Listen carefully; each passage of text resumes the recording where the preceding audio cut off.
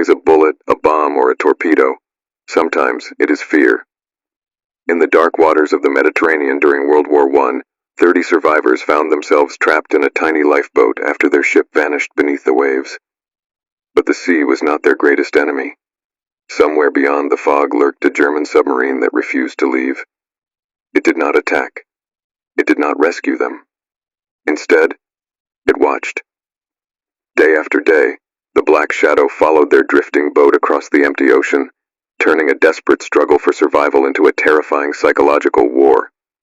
As thirst, loneliness, and madness tightened their grip, the survivors realized they were no longer fighting the sea. They were fighting their own minds. As dawn approached, they watched their ship disappear beneath the black Mediterranean waters. Relief at having survived was short-lived. Through a thick curtain of fog came the unmistakable sound of diesel engines. Moments later, the dark silhouette of a German U-boat emerged from the mist, silently observing them before vanishing again. By afternoon, the submarine's periscope appeared on the horizon, maintaining a constant distance as though tracking every movement. The survivors soon understood a horrifying truth. They had become living bait, a trap designed to lure any rescue vessel into a deadly ambush. From ancient rivalries to modern wars, leaving suffering on both sides. The survivors of the lifeboat learned a difficult truth. Their greatest enemy was not only the submarine beneath the waves, but the fear that threatened to consume their humanity. In 1916, naval warfare had a code. Usually a submarine captain would surface, allow the crew to abandon ship, and perhaps even point them toward land. But the captain of U-73 was not a usual man.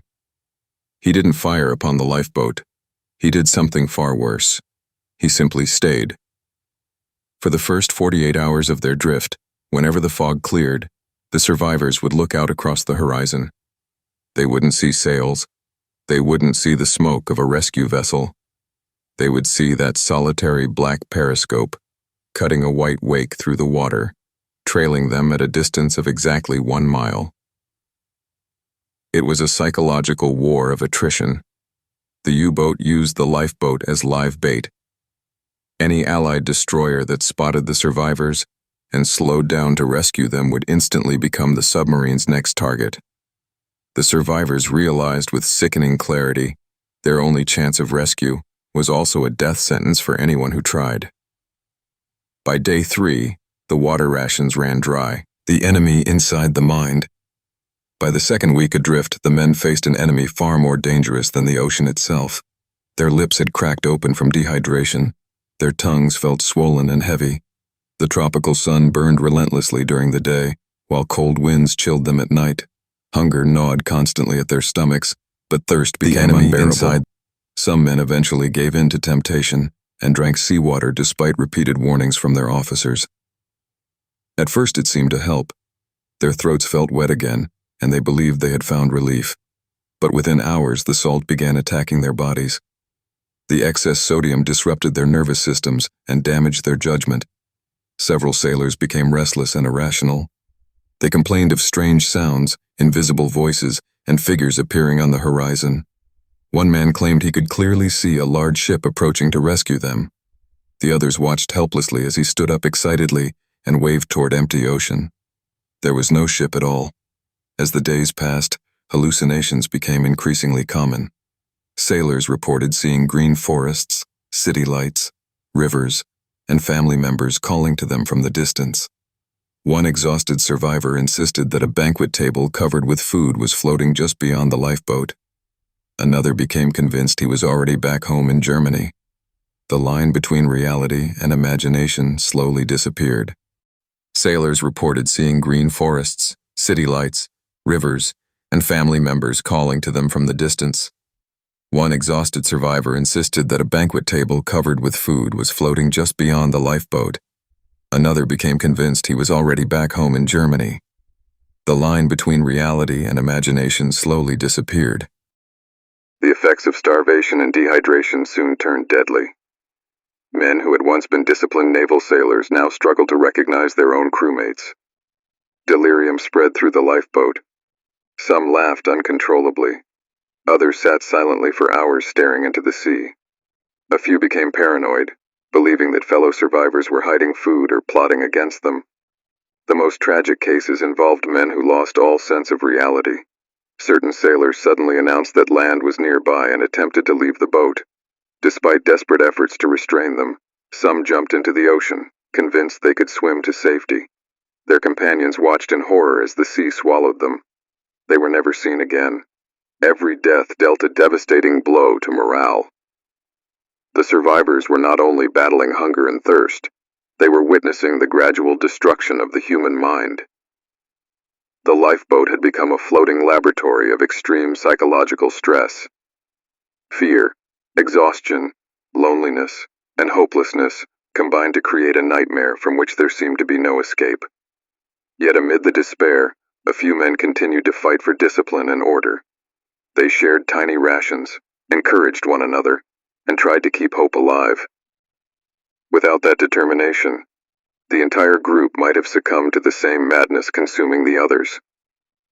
Narration and make the psychological aspect much stronger.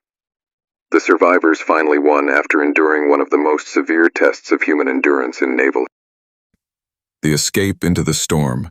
The storm arrived on the 9th night with a fury that seemed capable of tearing the ocean apart. Towering waves crashed over the lifeboat while thunder shook the sky. Yet within the chaos lay their first real chance of freedom. Rainwater filled their sails and hands, providing the first fresh water they had tasted in days. Hidden by darkness, wind, and sheets of rain, the survivors began rowing with what little strength remained. For hours they battled the sea, trusting that the submarine could no longer see them. When dawn finally broke, the black silhouette that had haunted them for over a week was gone. In its place stood the jagged cliffs of a remote Greek island. Only 16 men remained alive, but they had achieved the impossible. They had survived not only hunger, thirst, and the sea, but also a relentless psychological siege. Long after their rescue, many admitted that the image they feared most was not the storm, nor the sinking ship, but the silent black periscope that had watched them from the horizon day after day, turning the Mediterranean into a prison without walls. The cost of vengeance. The story of these survivors reminds us that the deepest wounds of war are often invisible. Ships can be rebuilt, cities can rise again from ruins, but fear, hatred, and vengeance leave scars that can last for generations. World War I was fought with rifles, artillery, and submarines, yet it was also fought in the minds of ordinary people. The pursuit of victory often transformed human beings into symbols, targets, and statistics. When vengeance becomes a guiding principle, compassion is usually the first casualty. History offers many examples. The harsh bitterness that followed World War I helped create the conditions that led to World War II. Cycles of revenge have repeatedly prolonged conflicts. This story of vengeance leaves scars that can last for generations. World War I was fought with rifles, artillery, and submarines, yet it was from ancient rivalries to modern wars, leaving suffering on both sides. The survivors of the lifeboat learned a difficult truth. Their greatest enemy was not only the submarine beneath the waves, but the fear that threatened to consume their humanity. Even in the darkest moments, survival depended on discipline, hope, and the refusal to surrender to despair.